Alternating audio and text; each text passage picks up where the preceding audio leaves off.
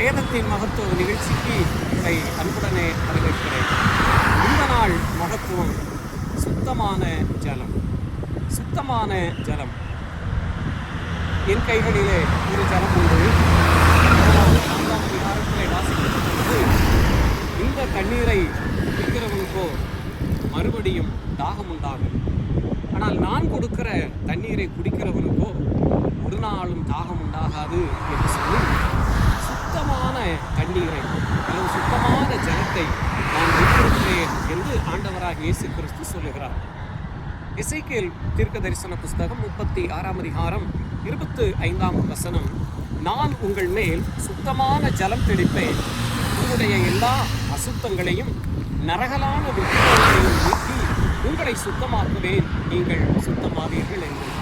இந்த சுத்தமான ஜலத்தினுடைய நோக்கம் அசுத்தங்களும் நரகலான விக்கிரகங்களையும் நீக்க பண்ணி சுத்தமாக்கப்பட வேண்டும் என்பது இயேசு கிறிஸ்துவினுடைய விருப்பம். இதை யோவான் 4ஆம் அதிகாரம் 13வது வசனம் முதற்கொண்டு நாம் வாசிக்கின்ற பொழுது, இந்த தண்ணீரை குடிக்கிறவனுக்கு மறுபடியும் தாகம் உண்டாகும், நான் கொடுக்கும் தண்ணீரை குடிக்கிறவனுக்கோ ஒரு காலம் தாகம் உண்டாகாது, நான் அவனுக்கு கொடுக்கும் தண்ணீர் அவனுக்குள்ளே நித்திய ஜீவகாலமாய் கூறுகிற நீரூற்றாய் இருக்கும் என்று ஆண்டவராக இயேசு கிறிஸ்து சொல்கிறார். இந்த சுத்தமான ஜலத்தினாலே நீங்கள் கழுவப்பட்டு இருக்கிறீர்களா? அல்லது இந்த சுத்தமான ஜலத்தினால் தெளிக்கப்பட்டு இருக்கிறீர்களா? அந்த ஜீவ தண்ணீர் உள்ள நீர் ஊற்றாக நீங்கள் மாறியிருக்கிறீர்களா?